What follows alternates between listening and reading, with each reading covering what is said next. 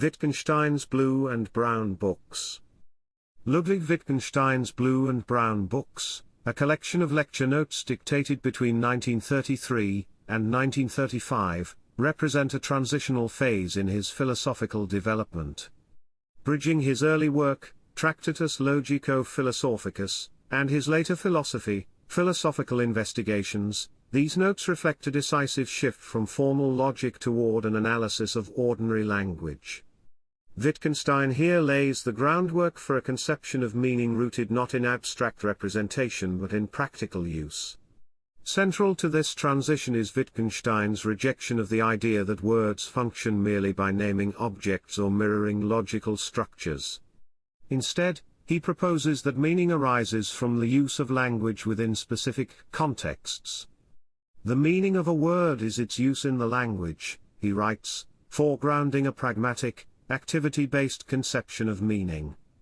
This approach undermines essentialist definitions, favoring instead a model of overlapping family resemblances among concepts, such as the term game, which resists strict classification but is intelligible through its varied applications.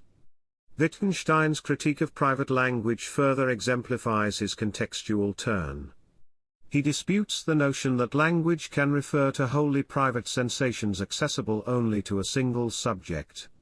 Rather, he insists that language is a public practice governed by shared criteria. Words like pain, he argues, derive their intelligibility not from inner experiences but from observable behaviors and communal usage. This critique has had significant implications for philosophy of mind, psychology, and cognitive science, particularly in challenging Cartesian dualism and introspective models of subjectivity. A cornerstone of these texts is the introduction of language games, the idea that language is embedded within forms of life, and that its meaning depends on the rules governing particular activities. Legal, scientific, or emotional expressions, for instance, all operate within distinct language games. This concept reinforces the idea that understanding language requires grasping the practices and forms of life in which it is used. In re-evaluating the Tractatus's picture theory of language, Wittgenstein now contends that representation is only one of many possible functions of language. Understanding language becomes akin to mastering a technique rather than deciphering logical symbolism. Consequently, philosophy's role shifts. It no longer aims to construct theories but to perform a kind of therapy, dissolving philosophical confusions by clarifying how language is actually used. The Blue and Brown Books have had far-reaching influence, not only in philosophy of language but across disciplines.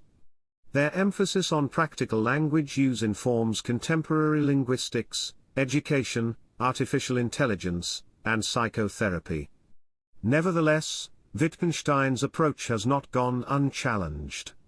Logical positivists such as A.J. Ayer critique his abandonment of formal rigor, while post-structuralists like Derrida argue that even Wittgenstein's contextualism fails to escape the instability of meaning.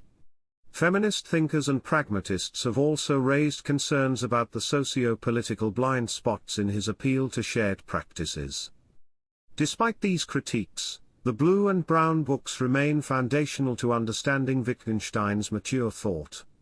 They articulate a profound philosophical insight, that many traditional problems arise not from the world itself, but from misunderstandings of language. By focusing on use, rule following, and context, Wittgenstein offers a method for untangling conceptual confusions, one that continues to resonate in philosophy, cognitive science, and beyond. Don't forget to like and subscribe if you found this overview helpful and want to stay updated on future content exploring sociology, philosophy, and social theory.